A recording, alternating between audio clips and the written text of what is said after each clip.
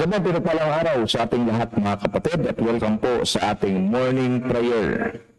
It's a blessed and a good day to start with God and with His Word, and praise God sa isa pong pinagpalang magdamag na tayo po ay Kanyang iniingatan, and true enough, we praise the Lord for His goodness and mercy.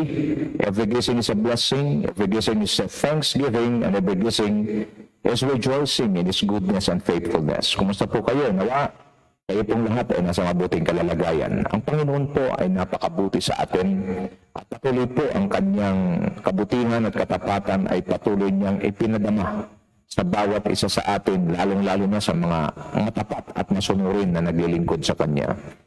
Sa rin po sa ating pinagpapasalamat sa Panginoon ay ang patuloy niyang pagkilos sa ating mga buhay. I know that the Lord is working. Meron pong isang awitin na napakaganda po ang liriko na nagkasabing, even if I don't feel that you're working, you never stop working. Another phrase na nakalagay doon, even if I don't feel that you're working, even if I don't see that you are working, you never stop working. Tunay po ang mga katagang yun na pagdating po sa ating Panginoon, ito po talaga ay punong-puno ng katotohanan. Maybe some of you listening right now, you are in a situation na talagang you do not know what to do. You are in a situation that you're almost, you're about to give up. Don't give up, don't give in. Because maybe you don't feel that God is working, maybe you don't see that God is working. But I want you to understand, He never stops working. Tayo po dumadaan lamang ho sa proseso. Pinoproseso po tayo ng Diyos upang lalo pang maging mapatibay ang ating pananampalataya, gaya ng kinasabi sa 1 Peter 1, 6 and 7, na although we will experience various trials in a short while, the purpose of it is to refine our faith, kung gaano po pinapadali sa ng Diyos ang ginto. Okay, alam niyo po, pag nakuha po ang ginto, akala mo napakalaki. Pero sa loob ng ginto na yan, o sa kasama ng ginto na yan, ay meron pong mga ibang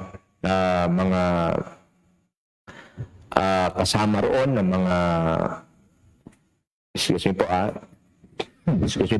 mga metal na kung saan na hindi naman talaga porong ginto. So ang ginawa po doon, ng isa pong mahusay at talubhasa sa ginto, idadaan po ito sa apoy. At magugulat po kayo yung napakalaking ginto na nakita natin. Pag dumaan sa apoy, hindi lamang po nasusunog at lalo pong tumitingkad. Sa apoy ay walang iba kundi ang tunay na ginto. Kaya once a gold, okay, pinapadaan sa apoy dinadalisay, paglabas siya doon sa apoy, nagiging pure gold. Okay, so same thing, ganun din po sa ating pananampalataya. Maaaring ating pananampalataya ay nakadepende lamang sa ating pakiramdam. So there are kinds of faith that just like that. Pag magandang sitwasyon, we praise God with all our hearts, with matching, shouting, ganun po pagka maganda pong pangyayari. At pagka dumating po ang punto na nais ng Diyos, na habang tayo tumatagal sa paglilingkod sa Kanya, gusto niya yung ating pananampalataya ay tumibay, gusto niya yung ating pananampalataya ay magiging matatag. Ang nagpapatatag po sa isang pananampalataya ng isang believer of Christ is another than trials, difficulties, and testings. Okay, ako po ay meron pong isang kaibigan na nagkukwentuhan po kami at ang sabi niya, bakit yung mga kawayan na nariyan sa dagat o sa ilog ay matibay kahit anong bagyo, kahit anong alon ang dumarating matibay? Yun po pala, yun sa kanyang kwento, at ako po naman ay naniniwala na ang mga kawayan po pala na yan, wala na ginagamit po sa, nilalagyan po ng net, ng lambat para magawa po ng isang fish pond na alagaan ng mga isda. Alam mo sabi niya, ang mga kawayan yan, Pastor, ay mayroon pong binubutasan po yan, binabaon. Mahaba po yan. Ang ginagawa pala, may butas yan. At habang ito po ay dinadaanan ng mga alon, hinahampas-hampas ng alon, lalo po, dahil may butas po siya, habang siya inaalog, lalong lumalalim ang kanyang pagkataon. To the extent na pagka naabot niya na doon yung pinakasuktulan ng kanyang pagkabaon, kahit na ho ano pang halon ang dumarating at pumampa sa kanya, mananatili siyang nakatayo. Pwede po siyang mabend, pero hindi po siya lubusang mawasak. Bakit? Masyadong malalim na ang kanyang pagkabaon doon sa lupa, na kung saan bunga po ito ng paghampas-hampas ng alon sa kanya, at yung mga butas na nilagay doon sa kawayan ang siya nag-absorb naman ng tubig para lalong bumaon at lumalim ang kanyang pagkabaon sa lupa. Siguro ito po yung magandang ilustrasyon para sa bawat isa sa atin. Maybe you are suffering right now, maybe you are going through some difficulties in life, and maybe there are times that talagang masyadong mabigat at malalim ang pagsubok to the extent na para bang gusto mo nang umayaw. Nais ko pong sabihin sa bawat isa na ang mga bagay na ito ay inalaw ng Diyos. Ang sabi po ng 1 Corinthians 10:13, hindi po ng Diyos hinahayaan. Wala pang pagsubok na lumating sa atin, hindi natin kaya. At kung meron man, tapat ang Diyos na tayo po ay tulungan, tayo po ay palakasin upang mapagtagumpayan ito. So cheer up, rise up. Let your spirit arise. Let your faith arise. Let your faith overcome your situation right now. For we live by faith, not by sight. Mga kapatid, kung kayo po ang kinakausap ng salita ng Diyos ngayong araw na ito, just open your spirit. Begin trusting God once again. Start holding to the promises of God.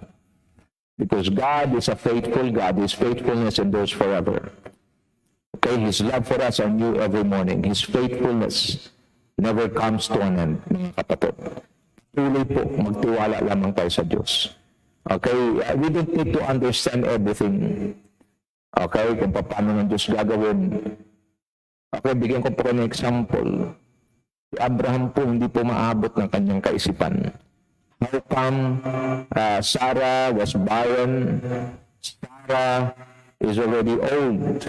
Was already old. So, how come, paano pa? Sabi ng Diyos, magkakaanak si Sarah.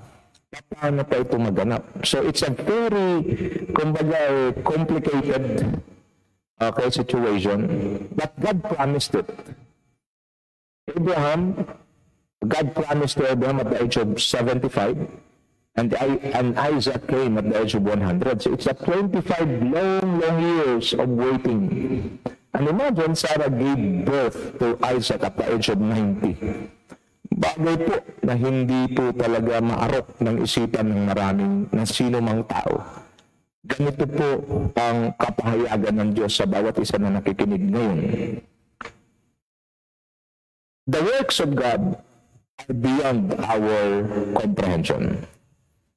Alam niyo po, pag ang inyong kalalagayan ay naiisip pa po natin, yung ating kalalagayan ay naiisip pa po natin, hindi pa po yan galaw ng Diyos. Kung ang ating suliranin ay naresolba natin sa pamamagitan ng pamamaraan natin, hindi pa po yan kilos ng Diyos. But when situations are beyond our control, but when situations are beyond our capacity, and it was resolved, then it is no longer the works of men, but it is now the works of God. It's like a vision. When a vision that you receive is you are able to accomplish it, it is not a vision from God. Because when a vision comes from God, it is beyond the capacity and the ability, okay, of a person. Kaya nga ho, mapansin ninyo, ang vision na pinakita ng Diyos kay Joseph is he will become great. Ang vision na pinakita ng Diyos kay David, he will become king. Joseph will become a governor of Egypt, the most powerful nation on those days. Mga kapatid, imposible po. Dahil si Joseph at si David ay isa lamang shepherd boy. Si Joseph ay isa rin lamang simpleng binata na naroon sa isang malayong lugar, malayo sa Ehipto. Pero tandaan natin, when God promised something to us, by hook or by crook, He will going to do it and fulfill it no matter what happens. No matter what our situation is, how difficult it is, God has His own way of, okay? God has His own way of solving or resolving things just just to fulfill what He had promised to us. Okay, so ganun po kahalaga yun. So if your faith is being shaken right now, if your faith is being, it's being tested right now, it is very important, okay, na maano natin, maintindihan natin yung operation ng Panginoon sa buhay natin. So it is very important yung kilos ng Diyos sa buhay natin, maintindihan natin. It doesn't mean that everything will fall in place, okay, the way we want it to be. Sometimes mayroong gagawin ng Panginoon. Tingnan niyo po ito When Daniel, maganda po magkuha tayo ng biblical na example. Kasi doon po hayagan na nakikita natin ang kapangyarihan ng Diyos. Look at this. Daniel was a faithful servant of God. Okay? He prayed, okay, every day. Now, Daniel became one of the best worker, okay, of the king. Now, look at this. Mayroon mga nainggit kay Daniel. Bakit? Una, si Daniel ay bihag lang mula sa Jerusalem, dinala sa Babylonia. Ang nagiging head sa isang departamento nilagay ng hari. So they want to wipe out Daniel. Watch me now. Gusto nilang alisin si Daniel, gusto nilang mawala si Daniel sa kanang landas kasi gusto nilang sila yung manguna. Now, tingnan niyo po ito. So ang kanilang ginawa, kinumbinsi nila ang Haring Darius na pumirma ng isang isang batas ng sino mang hindi sumamba sa hari, okay, sa king, at sumamba sa ibang Diyos maliban sa hari, pinapo ay paparusahan at ang parusa po itatapon sa kulungan ng leon. So these people, the adversary of Daniel, they want to eliminate and kill Daniel sa pamamagitan po ng isang batas na pinirmahan ng hari at wala kang kawala. At pag ikaw ay nahuli na nananalangin, hindi sa pangalan ng hari, kundi sa ibang Diyos, anuman Diyos yan na sinasamba mo, at hindi sa hari, automatic ang iyong judgment ay itapon ka sa kulungan ng leon. Tanong, hinayaan ba ng Diyos mangyari? Hinayaan ng Diyos. Tingnan niyo po ang istorya, napakalinaw. Hinayaan ng Diyos. Nung hinayaan ng Panginoon, at tinitest po yung kakayahan ni Daniel, yung katapatan ni Daniel. Alam niyo po, in these last days, do not wonder. Okay? Huwag tayong magtaka. Ang Panginoon conduct a loyalty check. Gusto niyo po, maganda isulat yan. In the last days, God will conduct a loyalty check. Why? What happened to Daniel was a loyalty check by God for him. Mananalangin pa ba si Daniel ng 3 beses isang araw sa Diyos ng Israel? Kasi oras na mahuli siya, ngayon ay paparusahan at itatapon sa leon. Take note, Daniel and King Darius were good friends. But because King Darius had already made a decree that those who pray to other gods aside from the king, he or she will be thrown into the lion's den. And he signed it with his signet ring. Na ibig sabihin yung batas na yon, hindi pwedeng baguhin. Na nga po, ang mga adversary kalaban ni Daniel nagbabantay sa kanya. At nakita nila kasi si Daniel ay loyal po, faithful sa Diyos. He doesn't care if he will die, if he will be thrown into the lion's den. Pero pinakita niya sa Diyos ng Israel na higit ang kanyang pagmamahal sa Diyos kaysa kanyang buhay. And true enough, nahuli si Daniel, inireport sa hari, ang Haring Darius ay nalungkot. Bakit? Kasi nasiluan niya na. At nung habang siya tinatapon doon sa kulungan ng leon, nagsalita ang Haring Darius, iligtas ka naman ng Diyos na iyong sinasamba. Mga kapatid, tingnan niyo po ito. Kadalasan po sa ating kaisipan, bilang mga tao, alam natin, tayo po ay palaging ililigtas ng Diyos. Kadalasan sa ating mga iniisip, tayo po ay sasamahan ng Panginoon. Hindi ako matatakot. Ganun po ang ating laging iniisip. Tama po naman yun. Pero mas na-appreciate natin ang kapangyarihan ng Diyos, na-appreciate natin ang tulong ng Diyos. Kung saan tayo po ay dadalhin niya sa isang kalalagayan na wala tayong magagawa. At ang tulong na yun ay mararanasan natin, ma-appreciate natin at mapaparangalan natin siya at masasabi natin, glory to God alone, moment that the problem, that the situation are beyond our control and it is beyond our capacity. Once na tayo po ay naligtas, once na tayo po ay na-overcome natin yun, masasabi natin, it is by God's grace alone. It is by God's power alone. Nagkagawa po tayo. Yan po ang katangi-tanging paraan at dahilan kung bakit po tayo ng Diyos pinapadaan sa mga mabibigat na pagsubok, pinapadaan sa mga malaapoy na problema. It is not to destroy us. Watch me now. Problems and difficulties are good for us because it helps us to grow. It pushes us to grow. Problems and difficulties are not meant to destroy us. The problems and difficulties are meant by God to build us. Mga kapatid, naga ito po ang magiging kaisipan natin. So nung si Daniel ay tinapon doon, tinakpan mo ang kulungan ng leon at ready na po ang mga leon para matain si Daniel. At ang sabi ng Bible, because Daniel stand for God, then God stand for him. Nagpadala siya ng anghel. Isang anghel lang po, mga kapatid. Para ano? Para pigilan ng mga bungangan ng leon at huwag si Daniel makain. Alam niyo, magdamag po si Daniel doon. So ang kanyang mga kalaban, nagbubunyi na, marahil sila ay nagsasaya na at ang sabi nila, tagumpay ang ating balak. Wala na ang Daniel hadlang sa atin. Okay? Maybe yun ang kanilang mga sinasabi. Pero si Daniel po, magdamag na roon. Ang haring Darius ay nagmamadali. Pumunta agad kinabukasan, di siya nakatulog. Pumunta siya sa kulungan ng leon at binukas ang kulungan at kanyang tinawag, Daniel, lingkod ng Diyos. Daniel, ikaw ba iniligtas ng iyong Diyos? Sumagot si Daniel, opo, mahal na hari. Hindi po ako nakain ng mga leon dahil ang Diyos po ay nagpadala ng anghel at ringi ko mga kanilang mga bibig. Ang sabi ng hari, kunin siya, ilabas siya kaagad. Mga kapatid, mas ma-appreciate natin ang pagkilos ng Diyos, ang kapangyarihan ng Diyos at pagliligtas ng Diyos kung naroon tayo sa kalalagayan na kung saan hindi na natin halos maunawaan at hindi na natin halos makita yung pag-asa. Walang nakitang pag-asa si Daniel.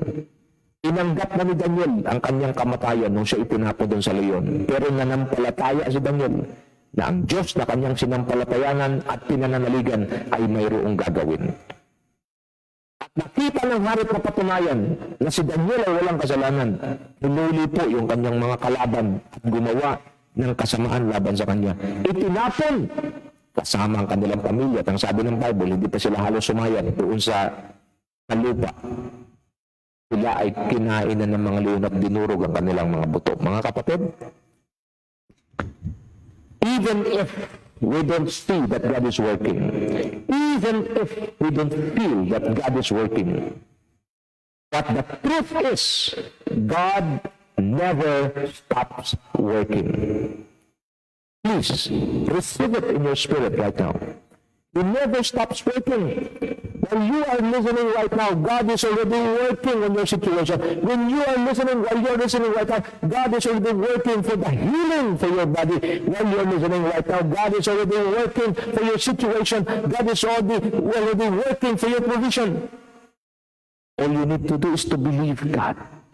Just like Daniel. Anong ginawa ng hari? Watch me now. When the king found out that it was a trap against Daniel, when Daniel was saved by God, by the angel of the Lord, what happened? Daniel got promoted. I strongly believe, once you overcome your situation, then it will always lead to your promotion. I want you to focus on that. Once, okay, God, you overcome your situation, by the grace of God, you overcome your situation, that victory will always leads to your promotion. Mga kapatid, Hindi po ang Diyos magpo-promote. Okay, ako po nakaranas ng promotion. Hindi po ako na-promote dahil gusto lang ng boss kong i-promote ako. I have proven something to my boss that convinced her to promote me. Same thing with God. The Lord will not promote anybody or anyone to a higher level. He will not promote you without passing to the test that He had given you. Maybe what you're going through right now is a test, and the purpose of that test or tests is for your promotion. Mga kapatid, I know may kinakausap ang Panginoon dito.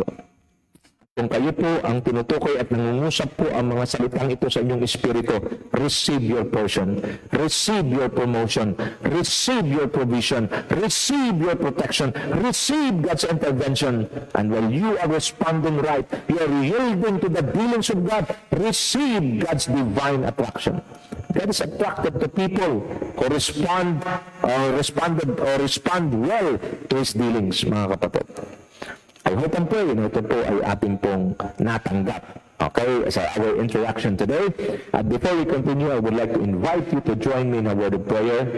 And as we pray, join me. The Bible says in Matthew 18:18 hanggang 20, if two or three agree to ask anything in my name, the Father will give it to them. For whether two or three gathered in my name, okay, I am in the midst of them. And I know we're more than three, and if you're ready, join me and agree with me as we declare blessings to our nation, to each of our lives, and even to our next generations. Let us pray. Father, we thank you. We thank you for a new life. We thank you for a new day. And we thank you, Panginoon, sa buong magdamag na kami po ay inyong iningatan. Kami po ay inyong pinagpala. At Lord, thank you. Because every blessing is a blessing. Every blessing is a chance for us to give thanksgiving. And every blessing is rejoicing in your goodness and faithfulness. Thank you po. Maraming salamat po. And Lord, we come to you today. We humble ourselves.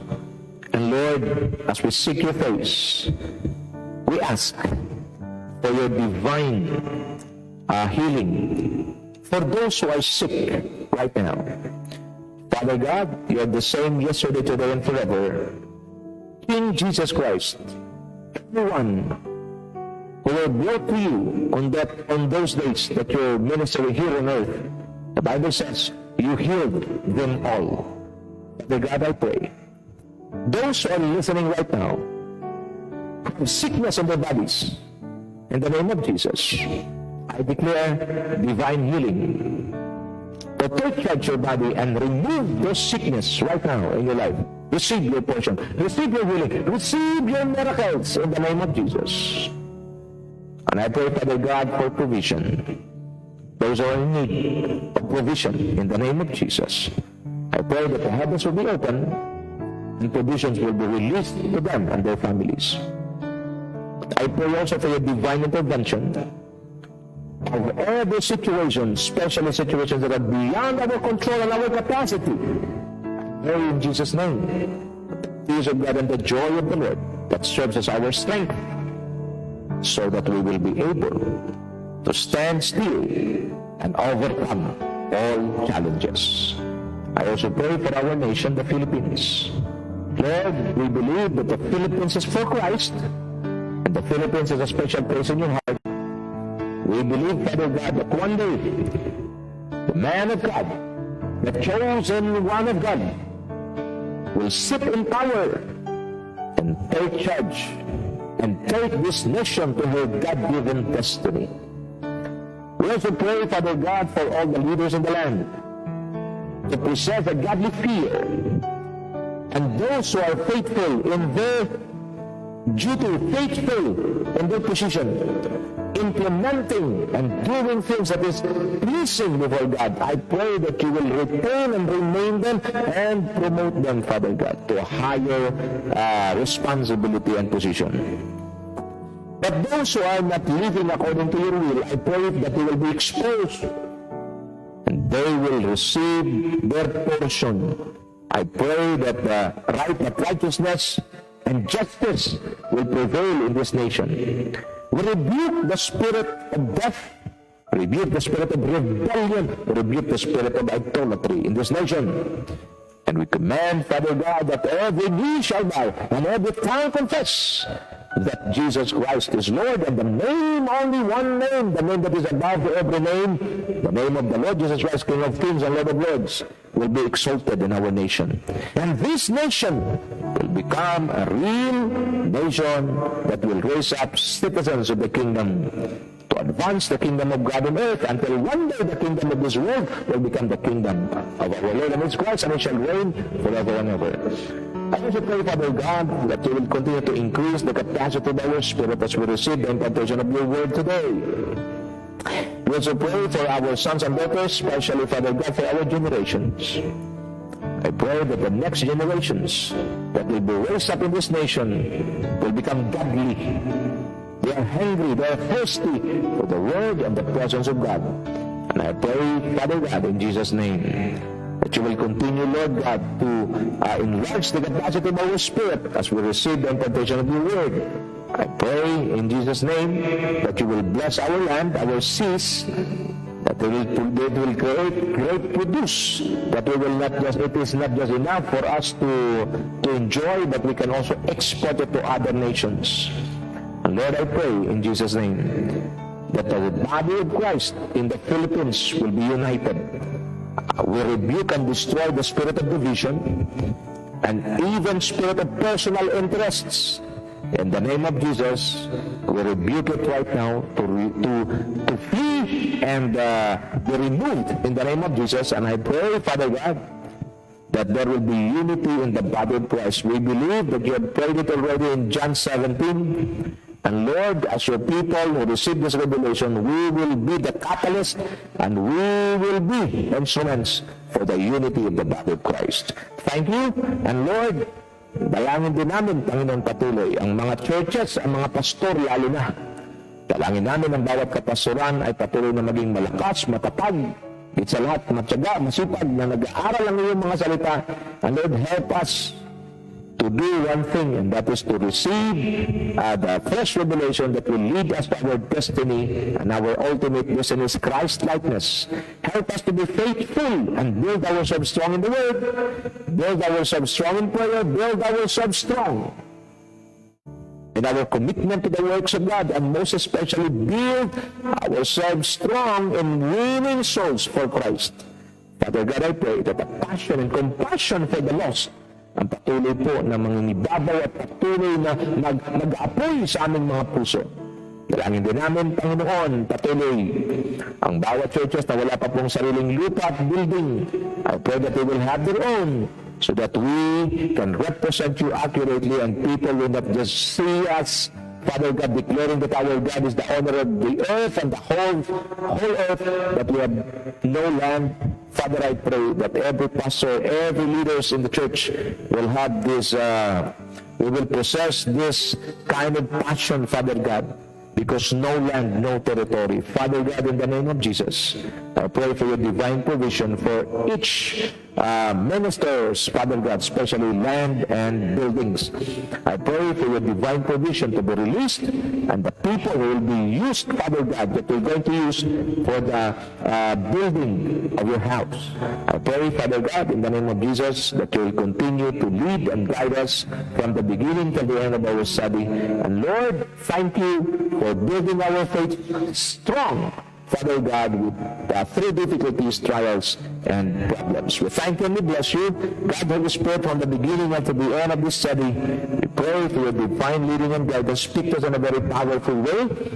Mga kapatid, begin to receive your portion, receive your healing, receive your miracles right now, receive your provision, receive God's divine intervention and protection to be upon our lives.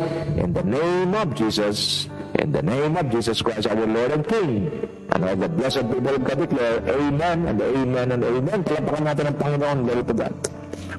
Kung sarap pong manalangin sa Panginoon at simula ng araw ng pagsamba at pagluwalhati sa Kanya.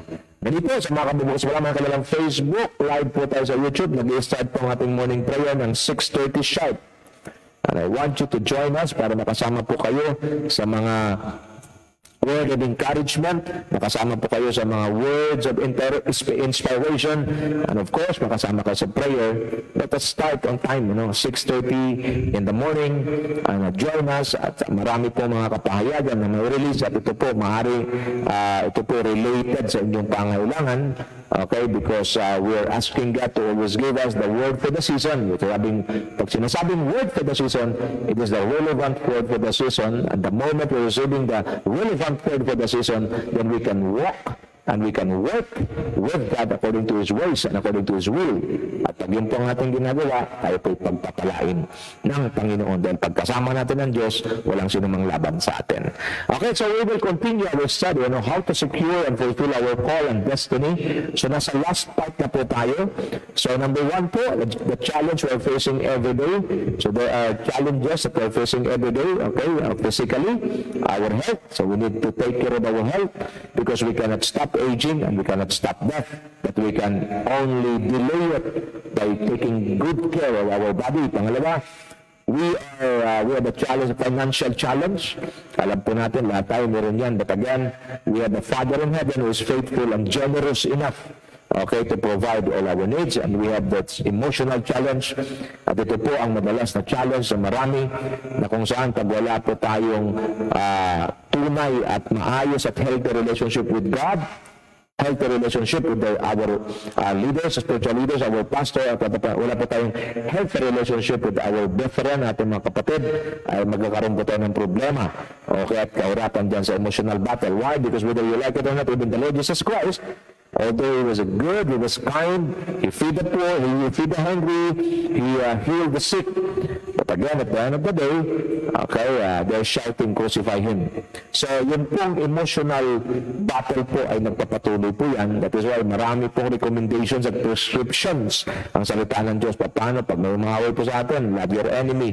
Pag ang iyong enemy ay hungry, you feed him. Pag yung enemy ay thirsty, give him a drink. So, dito pinapakita po sa atin, ang pamamaraan po ng Biblia ay yun po baliktad sa pamamaraan ng sanlibutan. Sa sanlibutan, ngipin sa ngipin, mata sa mata. Pero sa Panginoon, love your enemy. If he's hungry, feed him. If he's thirsty, give him a drink. At sa paggawa natin yan, para natin nilagyan ng kanilang ulo ng baga. Ano ibig sabihin noon? Hindi po yung literal, nilagyan ng baga sa ulo. Ibig sabihin, mag-iisip sila. At yung pag-iisip nila ay talagang malalim. Bakit? Ginawan ko na ng masama, ginawan ako na mabuti. That is how we win the battle in our emotional struggle or emotional fight. Number 4, ang challenge natin is yung spiritual battle, which is nagaganap sa lahat ng panahon, sa lahat ng sandali. Because as long as we are here on earth, there's a devil who always wants to steal and kill and destroy the people of God. But praise God, because Jesus is going to give us life and have it abundantly.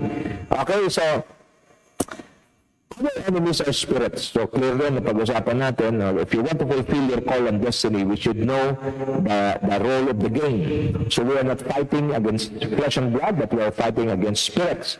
For our struggle is not against flesh and blood, but against spirit, against the rulers, against the authorities, against the powers of this dark world, and against the spiritual forces of evil in the heavenly realms. So mahalaga po, manawaan natin that ang ating pong kinakaharap na laban ay hindi laban sa mga tao, isang tao, kundi laban ito sa espiritu.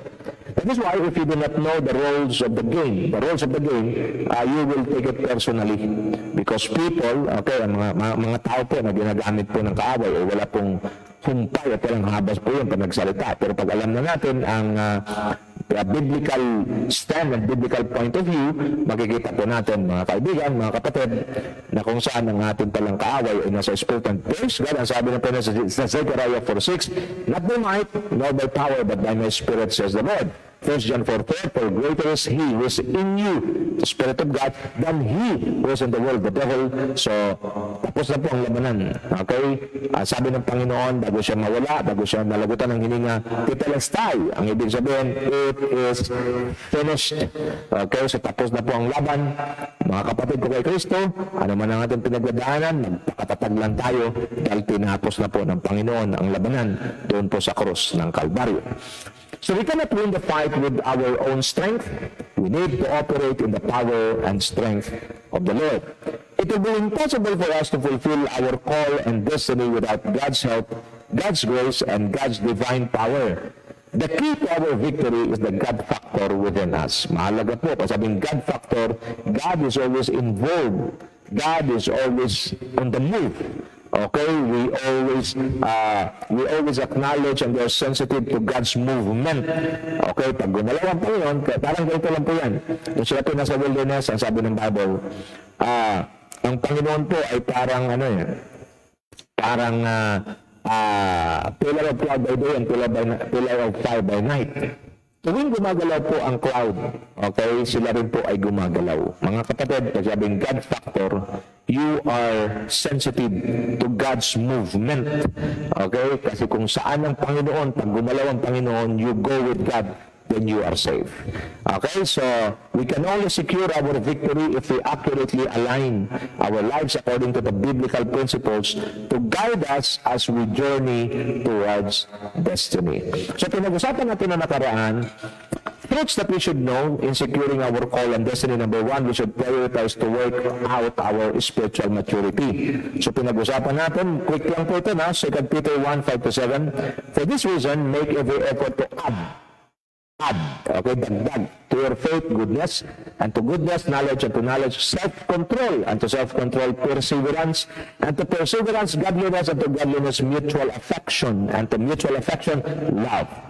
So, hindi naman po faith. Faith is the foundation, but love covers it all. And God is love. So, dapat po nag-add tayo. Ibig sabihin, lumalago. Okay? Goodness. Okay?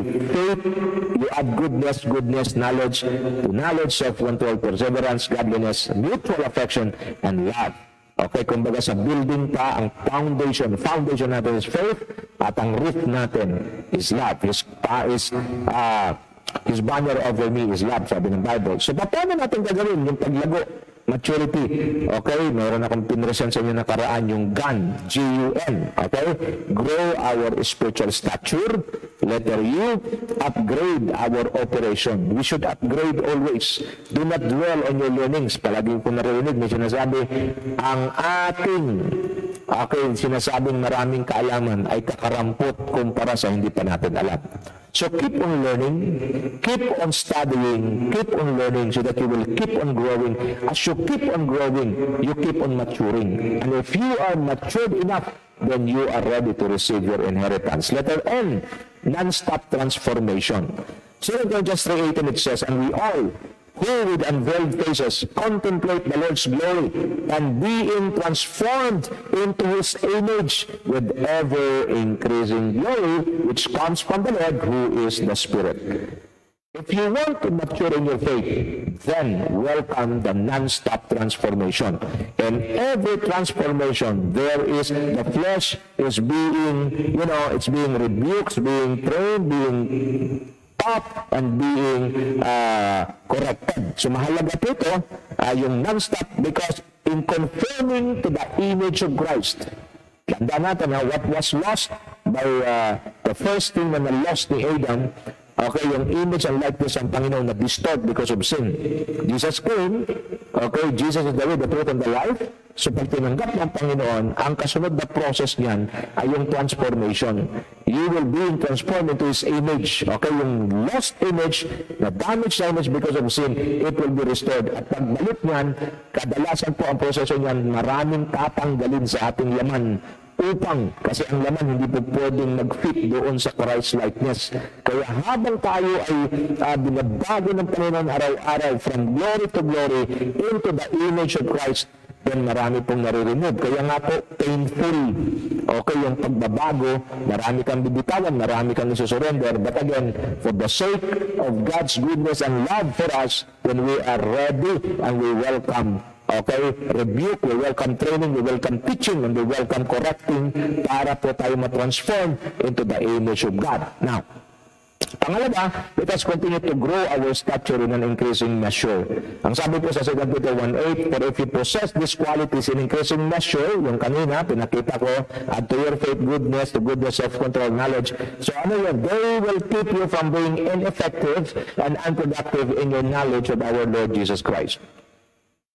If we are maturing in our faith, we are upgrading our spirit, we are experiencing a non-stop transformation, then we will become effective and we will also become productive. So why we need to partake His divine power and nature? Why we need to grow and upgrade? For us to avoid being ineffective and being unproductive. So dinisenyo talaga ng Diyos na ang bawat isa ay magiging produktibo at epektibo. Now, dito makita natin, non-stop growing, non-stop upgrading, and non-stop transformation is a must. Why? Ang sabi sa 1 Corinthians 10, verse 12, sa Good News Translation, if you think that you are standing firm, you had better be careful that you do not fall. Mga kapatid, paalala po ito sa atin ng Panginoon.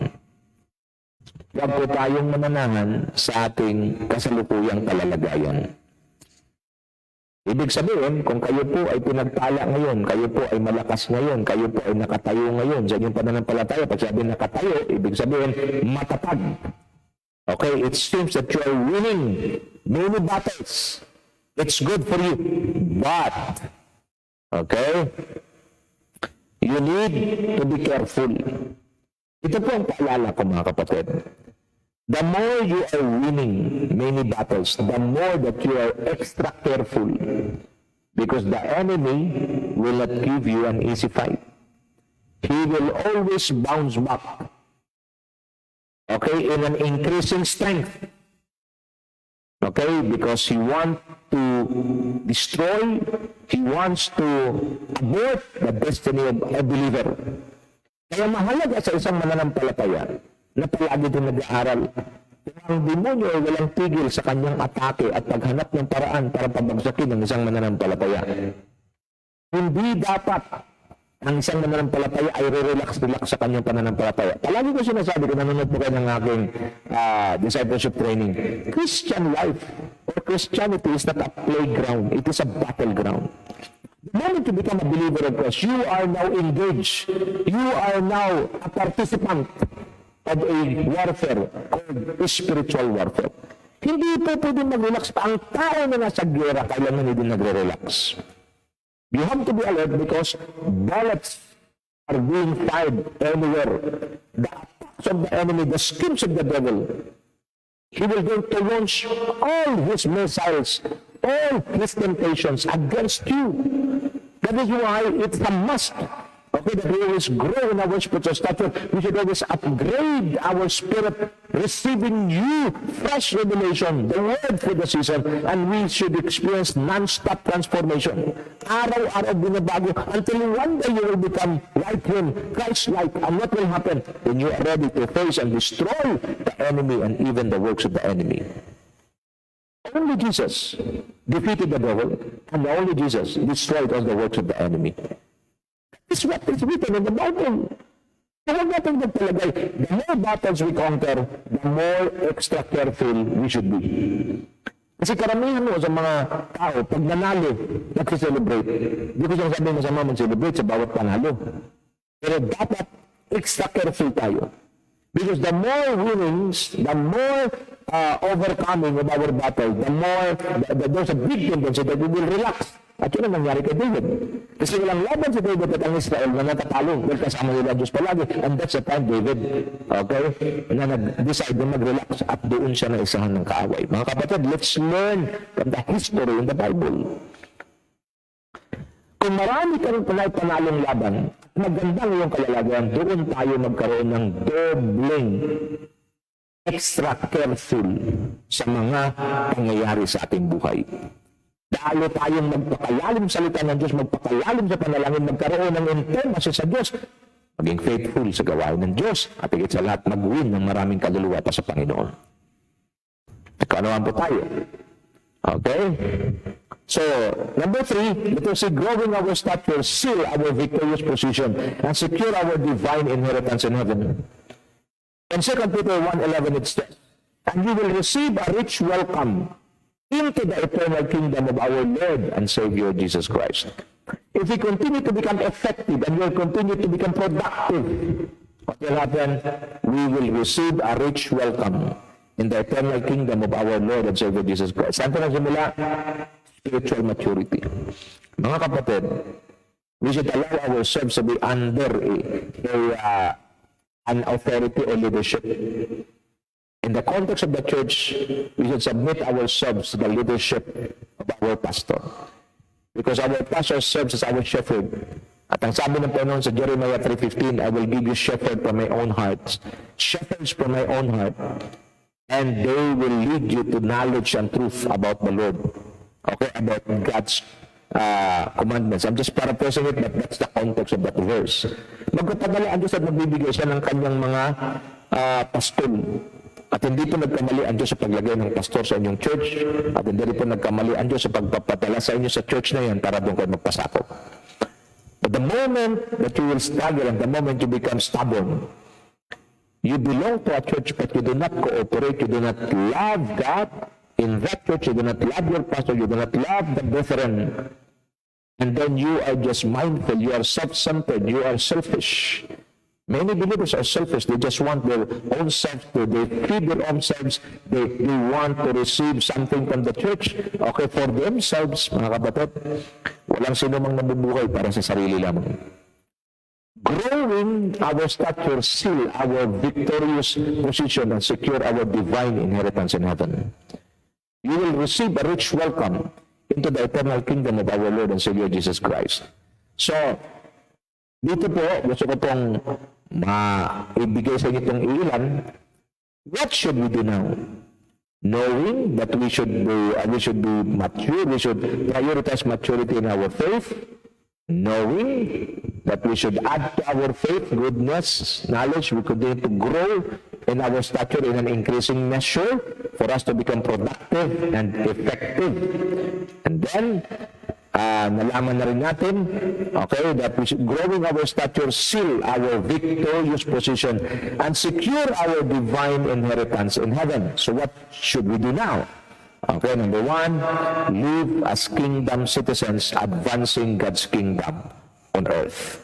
Ito ang gagawin natin ngayon. Live as kingdom citizens, advancing God's kingdom on earth. As what Revelation 11:15 mentioned, the seventh angel sounded his trumpet, and there were loud voices in heaven, which said, the kingdom of the world has become the kingdom of our Lord and of his Messiah, who is Christ, and he will reign forever and ever. A mature believer, an effective and productive believer, a believer who possesses the seal of God's victory in his life, he will now live as kingdom citizens. Pag sinasabing kingdom citizens, they're under the dominion and rulership of the king, and they're advancing God's kingdom on earth. Mga kapatid, may mga panahon po na iniisip natin na pag-advance ang kingdom ay pag-preach kung saan-saan. Isa lang po yan. Pero sa mismong tahanan mo, sa bahay mo mismo, sa pamilya mo, kita mo kung paano mabuhay ang isang citizen of the kingdom. And that is one way of advancing God's kingdom. By the way, pag sabing kingdom, King's domain is the rulership of God. The moment you bring somebody to Christ, and he will receive Christ as his Lord, owner, as his King, ruler, and as his Messiah, Savior, then you are already advancing the kingdom of God in the life of the person, and that person will also share Jesus, the love of God, the gospel of the kingdom of God, sa ibang tao. Yun natin namamalayan, we are already advancing the kingdom because every person who received the Lord Jesus Christ in an accurate way, receiving him as King, his ruler, the ruler of his life, Lord, the owner of his life, and Messiah, ano pa mangyayari? Tama ang pagpasa mo ng gospel of the kingdom at yun naman ang kanyang ipropagate hanggang isang araw makikita mo na saturate na ang buong barangay, na saturate na ang buong community, na saturate na ang buong city, at nasasaturate natin ang buong Pilipinas. At ang Pilipinas naman, pag nag-overflow na sa rulership ng Panginoon, nasaturate naman natin ang iba't ibang bansa. Now, what should we do now? Live to fulfill God's will over our lives and finish our God-given assignment. Sabi ni Lord Jesus Christ sa John 4:34, my food, said Jesus, is to do the will of Him who sent me and to finish the work. As I end, gusto ko lang pong manawagan sa mga lingkod ng Diyos at sa mga mananampalataya ng ating Panginoong Hesukristo. The reason of our existence why we still live at this very moment is to give God glory, honor, and pleasure. We no longer live for ourselves. If you are listening to me right now and you're still living for yourself, satisfying yourself, honoring yourself, exalting yourself, you are on the wrong side.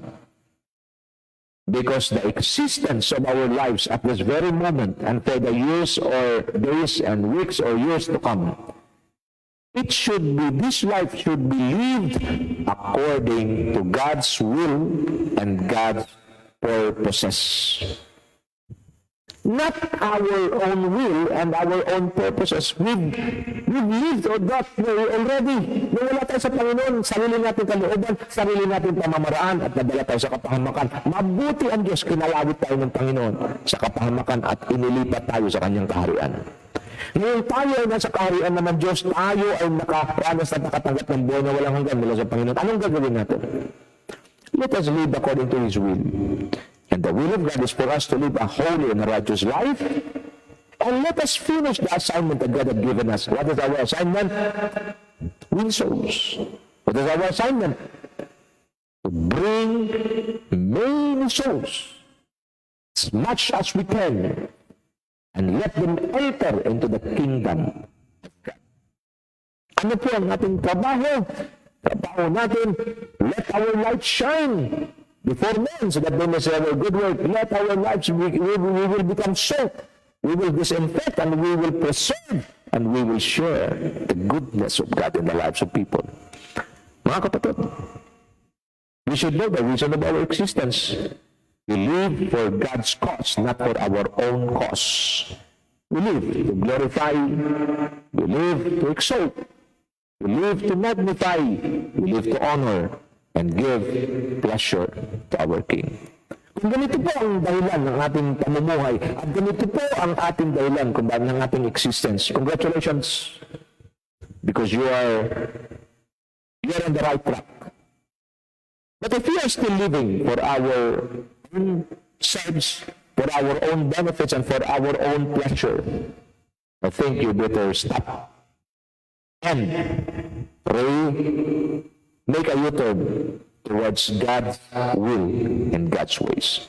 Kaya mga paalalang ito ay magbigay sa atin ng maliwanag na gabay at tayo po'y nabubuhay hanggang ngayon. Dahil inalaw ng Diyos na buhayin ka at buhayin pa ako. At higit sa lahat, gamitin natin itong buhay na ito para magdala pa ng maraming kaluluwa para sa Panginoon.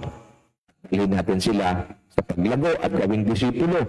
Sila naman ang magdisipulo ng iba upang ang buong mundo ay masaturate natin at ang tawag natin dyan, kingdom advancement. Purihin ng Panginoon at salamat po. Kung meron kayong mga prayer request, padala niyo po sa amin. Natanda po kami manalangin para sa inyo at tulungan ko at samahan sa pananalangin. Kung meron po kayong mga katanungan, pwede niyo rin pong i-PM doon po sa Ambassadors for Christ FB page. Kalakip ang inyong mga prayer requests. At kami po ay kagalakan namin ang manalangin para sa inyo at tugunin ang inyong mga katanungan base po sa liwanag ng salita ng Diyos. God bless you all and continue serving God, continue living for God's cause, and continue giving honor, glory, and pleasure to our King.